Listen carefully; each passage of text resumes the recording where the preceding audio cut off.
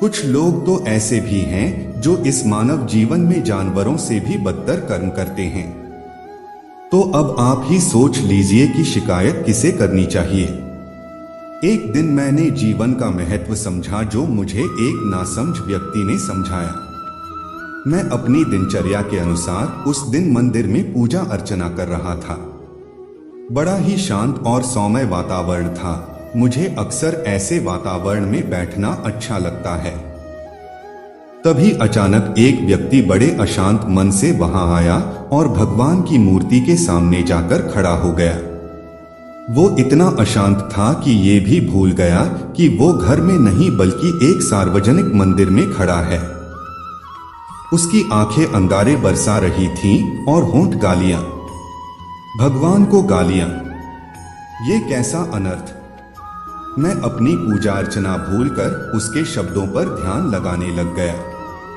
वो व्यक्ति बोल रहा था, हे प्रभु, मैंने तेरा क्या बिगाड़ा है जो तूने मेरे जीवन में दुखों का समंदर भर दिया। मैंने तो हमेशा तेरी पूजा की है, कभी कोई पाप नहीं किया, तो फिर ये दुख दर्द किस लिए। मैं आज के बाद तेरा नाम भी नहीं लूंगा, तूने मुझे दिया ही क्या है। वो व्यक्ति मंदिर में पैर पटक कर आया था और ठीक वैसे ही पैर पटक कर लौट गया। उसके जाने के बाद मैंने अपनी आंखें बंद कर अपने कान्हा जी का ध्यान किया और ध्यान में उनसे इस घटनाक्रम पर चर्चा की। मैंने पूछा, हे भगवान, वो व्यक्ति तुम पर ढेर सारे इल्जाम लगाकर चला गया और तुम चुपचाप देखते रहे, क्यों?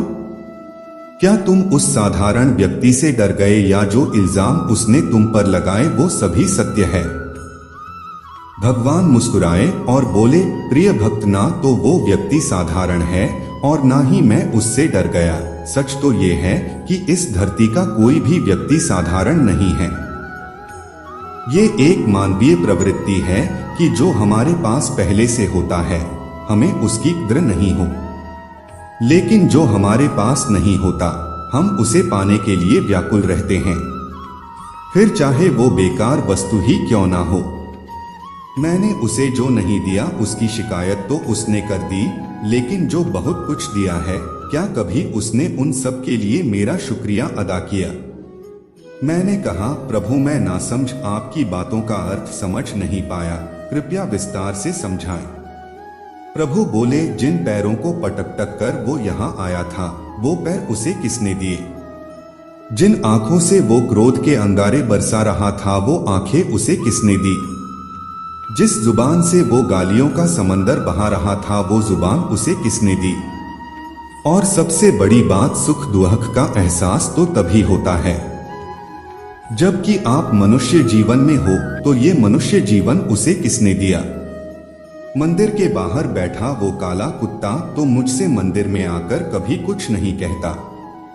तुम्हारे मोहल्ले में सुबह सुबह रोटी की चाह में घूमने वाली वो अधमरी सी गाय तो मुझे कभी कुछ नहीं कहती।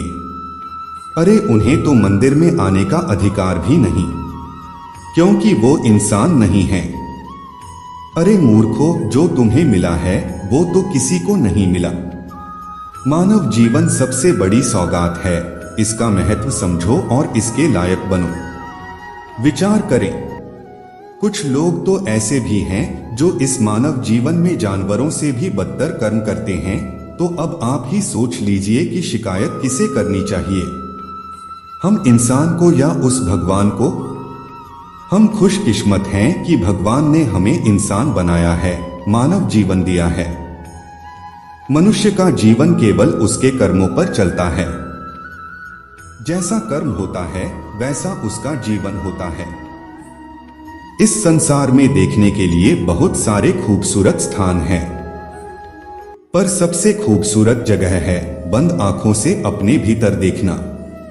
सफलता खुशी की चाबी नहीं है, खुशी सफलता की चाबी है। आप जो कर रहे हैं उससे अगर आप प्यार करते हैं तो आप जरूर सफल होंगे। बीता हुआ कल जीवन को समझने का एक अच्छा मौका है और आने वाला कल जीवन को जीने का एक दूसरा मौका। अनुमान मन की कल्पना है और अनुभव जिंदगी का सबक है। सच्ची खुशी तभी होती है जब आपकी सोच, कथन और कर्म में समानता हो। जैसे तेल समाप्त हो जाने पर दीपक बुझ जाता है, उसी प्रकार कर्म के क्षीण हो जाने पर भाग्य भी नष्ट हो जाता है। जब मेहनत करने के बाद भी सपने पूरे नहीं होते तो रास्ता बदलिए, सिद्धांत नहीं, क्योंकि पेड़ भी हमेशा पत्ते बदलता है, जड़ नहीं। मौन सबसे अच्छा उत्तर है। किसी ऐसे व्यक्ति के लिए जो आपके शब्दों को महत्व नहीं देता। मनुष्य जन्म लेता है तो उसके पास सांसें तो होती हैं, पर कोई नाम नहीं होता। जब मृत्यु होती है तो उसके पास नाम तो होता है पर सांसें नहीं होती। इसी सांस और नाम के बीच की यात्रा को जीवन कहते हैं। न किसी के अभाव में जियो, न किसी के प्रभाव में जियो। यह जिंदगी है आपकी, अपने स्वभाव में जियो। किसी के प्रति मन में क्रोध लिए रहने की अपेक्षा उसे तुरंत प्रकट कर देना अधिक अच्छा है। जैसे क्षण भर में जल जाना देर तक सुलगने से अधिक अच्छा है।